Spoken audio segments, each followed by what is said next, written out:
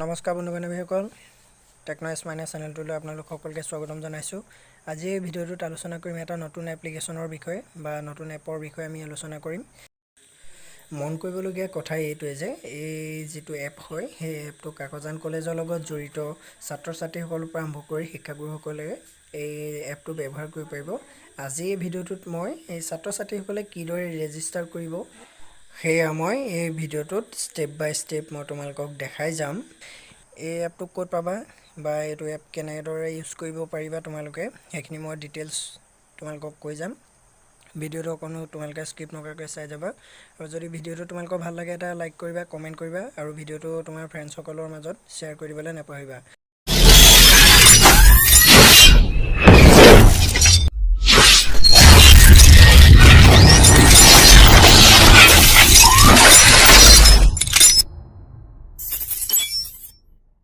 ইয়াৰ বাবে তোমালোকে তোমালোকৰ মোবাইলৰ প্লে ষ্ট'ৰটো খুলি ল'বা। মই মোৰ মোবাইলৰ প্লে ষ্ট'ৰটো খুলি লৈছোঁ। খুলি লোৱাৰ পিছত ইয়াত যিডাল চাৰ্চ বাৰ আছে চাৰ্চ বাৰ তোমালোকে চাৰ্চ কৰিব লাগিব কাকজান কলেজ বুলি। ইয়াত তোমালোকে কাকজান কলেজ চাৰ্চ কৰিবা, চাৰ্চ কৰি দিবা। চাৰ্চ কৰি দিয়াৰ লগে লগে ছেকেণ্ড যিটো অপশ্যন আহিছে দিছে ন কাকজান কলেজ যোৰহাট, সেইটো তোমালোকে ক্লিক কৰিবা আৰু এইটো তোমালোকে ইনষ্টল কৰি ল'বা। তোমালোকৰ সুবিধাৰ কাৰণে মই ইয়াৰ লিংকটো মই ডেছক্ৰিপশ্যনত দি দিম। তাৰপৰা ডেছক্ৰিপশ্যনত গৈ তোমালোকে ডাইৰেক্ট এই যিটো এপ আছে সেই এপটো তোমালোকে ডাউনলোড কৰিব পাৰিবা। এই এপটো এনেকৈ অ'পেন কৰি ল'বা। অ'পেন কৰাৰ পিছত তোমালোকে কি কৰিবা চাই থাকিবা। মই ষ্টেপ বাই ষ্টেপ তোমালোকক দেখাই আছোঁ। ইয়াৰ পিছত তোমালোকে ইয়াত কণ্টিনিউ কৰিবা। কণ্টিনিউ কৰাৰ পিছত এইখিনি তোমালোকে এলাউ কৰি যাবা। তিনিটা অপশ্যন আহিব এলাউ কৰিবলৈ। ইয়াতো এলাউ কৰিবা, তাৰপাছতো এলাউ কৰি দিবা। তাৰপিছত ইয়াত তোমালোকৰ যিকেইটা লেংগুৱেজ চিলেক্ট কৰিবা, ইংলিছ চিলেক্ট কৰিব পাৰিবা, হিন্দী চিলেক্ট কৰিব পাৰিবা। তাৰপৰা কণ্টিনিউ কৰিবা। কণ্টিনিউ কৰাৰ পিছত তোমালোকে কি কৰিবা, যদি তোমালোকে অলৰেডি একাউণ্ট খোলা আছে তোমালোকৰ তেতিয়া তোমালোকে ডাইৰেক্ট লগ ইন কৰিব পাৰিবা। কিন্তু যিসকলে নতুনকৈ আহিছে সেইসকলে তোমালোকে যিটো ছেকেণ্ড অপশ্যন আছে জইন নাও, সেই জইন নাওত তোমালোকে ক্লিক কৰিব লাগিব। জইন নাওত ক্লিক কৰি দিয়াৰ লগে লগে তোমালোকৰ সন্মুখত এনেকুৱা এখন পপ আপ মেনু আহিব। ইয়াত তোমালোকে মোবাইল নম্বৰটো এণ্টাৰ কৰিব লাগিব। এইখিনিতে এটা মন কৰিবলগীয়া কথা যে ইয়াত তোমালোকে সেইটো মোবাইল নাম্বাৰহে দিব পাৰিবা যিটো তোমালোকে এডমিশ্যনৰ সময়ত দিছিলা, মা দেউতাৰ নাম্বাৰ আৰু তোমালোকৰ যিটো নাম্বাৰ দিছিলা সেই নাম্বাৰটো তোমালোকে ইয়াত এণ্টাৰ কৰিব লাগিব। মই ইয়াত এণ্টাৰ কৰি লৈছোঁ। তোমালোকৰ মোবাইল নম্বৰত এইখিনি এণ্টাৰ কৰি লোৱা। এণ্টাৰ কৰাৰ পাছত তোমালোকে ইয়াত ৰেজিষ্টাৰত ক্লিক কৰিবা। ৰেজিষ্টাৰত ক্লিক কৰাৰ লগে লগে ইয়াত তোমালোকে প্ৰথম ছেকেণ্ড যিটো অপশ্যন আহিছে ক্ৰিয়েট ইয়'ৰ পাছৱৰ্ড, তোমালোকে ইয়াত পাছৱৰ্ডটা এণ্টাৰ কৰিব লাগিব। তাৰপিছত তোমালোকৰ যিখন চিটিৰ পৰা তোমালোকে আহিছা সেই চিটিখন তোমালোকে ইয়াত চিলেক্ট কৰিব লাগিব। যিখন ডিষ্ট্ৰিক্টৰ পৰা আহিছে সেই ডিষ্ট্ৰিক্টৰ নামটো ইয়াত চাৰ্চ কৰিব লাগিব। তেনেকৈ চাৰ্চ কৰি ল'বা। চাৰ্চ কৰাৰ পিছত ওলাব, সেইটো তোমালোকে ইয়াত ক্লিক কৰি দিবা। ক্লিক কৰাৰ পিছত ইয়াত যিটো ৰেজিষ্টাৰ আছে ৰেজিষ্টাৰ তোমালোকে আকৌ ক্লিক কৰিব লাগিব। ক্লিক কৰাৰ পিছত এটা OTP যাব, যিটো নাম্বাৰ দিছিলে তোমালোকে সেই নাম্বাৰটোত এটা OTP আহিব। OTPটো তোমালোকে ইয়াত এণ্টাৰ কৰিবা আৰু ভেৰিফাই কৰি ল'বা। OTPটো যেতিয়া ভেৰিফাই কৰিবা, ভেৰিফাই কৰি দিয়াৰ পাছত তোমালোকে এনেকুৱা এখন পপ আপ আকৌ ওলাব। তোমালোকে ইয়াত ডাইৰেক্ট স্কিপ মাৰি দিব পাৰিবা।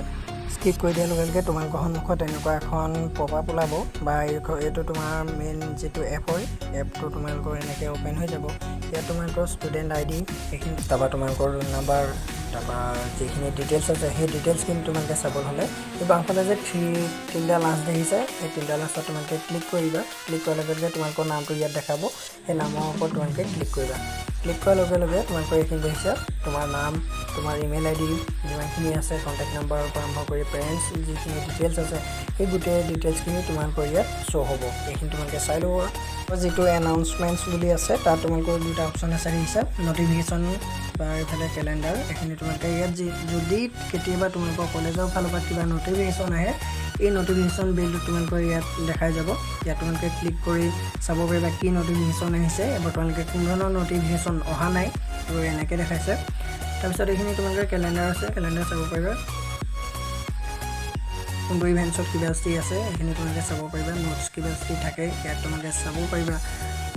তাৰ পাছত যিখিনি আছে মডিউলছ, গেলাৰী, তাৰপৰা গেলাৰীত তোমালোকে কি দেখিবা, যদি কলেজৰ ফালৰ পৰা কিবা ফটো তেনেকুৱা ভিডিঅ' আপলোড কৰে তেতিয়া তোমালোকে ইয়াত দেখিব পাবা।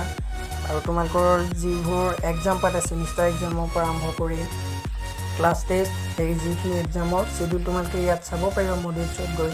তাৰপিছত তোমালোকৰ ৰিজাল্ট তাৰপৰা তোমালোকৰ ৰিপৰ্ট কাৰ্ড ক'ত কিমান নম্বৰ পাইছা সেইখিনিও তোমালোকে মাই ৰিজাল্ট তাৰপৰা স্লেছ ৰিপৰ্ট কাৰ্ডত তোমালোকে ক্লিক কৰি সেইখিনি চাব পাৰিবা। তোমালোকে ইয়াত কোনো ধৰণৰ আপলোড হোৱা নাই, গতিকে এনেকৈ তোমালোকৰ শ্ব' হৈছে।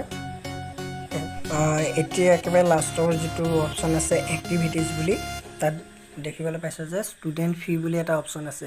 এইটো তোমালোকে কি কৰিবা, যেতিয়া তোমালোকৰ ছেমিষ্টাৰ ফিজৰ পৰা আৰম্ভ কৰি এক্সামিনেশ্যন ফিজ যিখিনি তোমালোকৰ হয় সেই ফিজখিনি তোমালোকে ইয়াত ক্লিক কৰি ডাইৰেক্ট তোমালোকে পে'মেণ্ট কৰিব পাৰিবা। এইখিনিতে তোমালোকক জ্ঞাতাৰ্থে এটা কথা জনাওঁ যে এই যিটো এপ হয় এপটো মুকলি কৰা বেছি দিন হোৱা নাই, গতিকে ইয়াত প্ৰথমতে ৰেজিষ্টাৰৰ কামখিনিয়ে হৈছে। তাৰপাছত লাহে লাহে কামখিনি হৈ যাব, তোমালোকে গোটেই ডিটেইলছ তোমালোকে পাই থাকিবা মোবাইলতে। গতিকে এই এপটো বেষ্ট এপ হয়। এজ এ কাকজান কলেজৰ ষ্টুডেণ্ট হিচাপে তোমালোকে এই এপটো ব্যৱহাৰ কৰিব পাৰিবা।